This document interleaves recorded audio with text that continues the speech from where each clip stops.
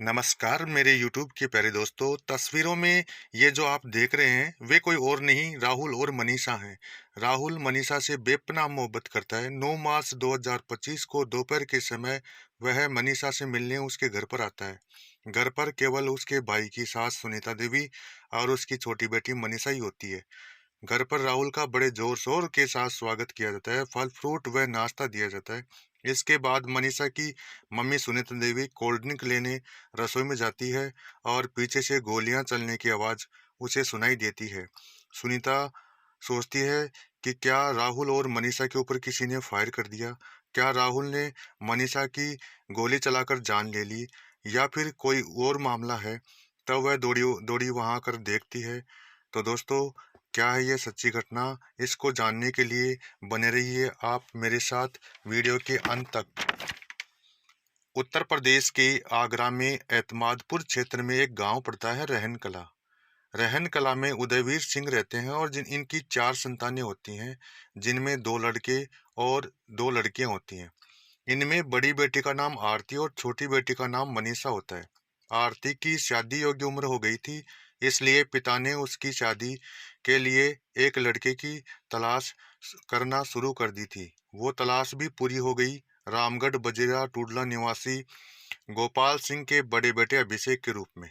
गोपाल सिंह के अभिषेक के अलावा एक और छोटा बेटा राहुल होता है। वह हंसमुख स्वभाव का होता है। आरती और अभिषेक की सगाई होने के बाद आज से लगभग 4 साल पहले शादी हो जाती है और आज वर्तमान में उसके 4 माह का बेटा भी है। दोनों परिवार खुशहाल जीवन जी रहे होते हैं। कभी कभी आरती की छोटी बहन मनीषा अपनी बहन के ससुराल में आती जाती रहती है।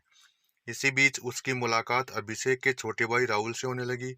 राहुल को मनीषा से नमस्कार मेरे पहली नजर YouTube में के ही प्यारे प्यार हो गया दोस्तों। था। तस्वीरों में वह अपनी ये जो भाभी की बहन मनीषा को खूब पसंद करता है। अपनी शादी मनीषा से करने का मन बना चुका होता है। आंखों से हुए प्यार की शुरुआत मुलाकातों में बदल जाती है।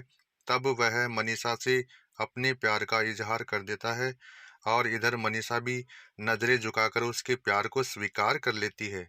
धीरे धीरे ये बातें परिवार वालों को पता लगने लगी और अंत में जब मनीषा के पिता तक यह बात आई तो उनके पिता ने इस रिश्ते को यह कहकर अस्वीकार कर दिया कि दोनों बेटियों की शादी एक ही परिवार में नहीं करूंगा। बस इतना सुनकर राहुल का तो मानो आकाश से हाथ छूट गया। वह अपने प्यार को किसी और की बाहों में नहीं देखना चाहता था। अब वह परेशान सा रहने लगा। 9 मार्च 2025 को वह गुजरात से अपने घर को आता है, जहां पर वह पॉलिटेक्निकल की पढ़ाई कर रहा होता है। घर पर आकर परिवार वालों से मिलने के बाद घर से यह कहकर चला जाता है कि उसे बाल कटवाने हैं और अपनी भाभी के पीहर रहन कला गांव चला जाता है। भाई के ससुराल में भाई की सास और आरती की छोटी बहन मनीषा ही होती है। भाई की सास उसको नाश्ता कराती है और नाश्ता कराने के बाद कोल्ड ड्रिंक लेने रसोई में चली जाती है और इधर मनीषा भी उसके कमरे में आ जाती है, जिस कमरे में राहुल होता है।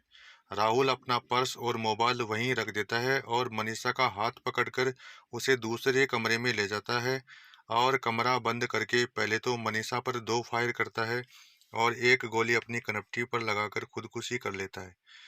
इधर भाई की सास गोली की आवाज सुनकर दौड़ी हुई आती है, लेकिन कमरा अंदर से बंद होने के कारण नहीं खुलता। इतने में आस पड़ोस के लोग भी आ जाते हैं और पुलिस को सूचना दी जाती है। पुलिस दरवाजा खोलकर शव बरामद करके पोस्टमार्टम कराने के बाद घर वालों से उसकी लाश सौंप देती है और 10 मार्च 2025 को दोनों का पोस्टमार्टम कराकर उसका अंतिम संस्कार करा दिया जाता है। तो ये थी एक तरफा मोहब्बत की कहानी, जिसका अंत प्रेमी और एक बेकसूर लड़की को अपनी जान गंवाकर चुकानी पड़ती है। कैसा लगा ये वीडियो? अगर ये वीडियो पसंद आया हो तो एक लाइक जरूर कीजिएगा।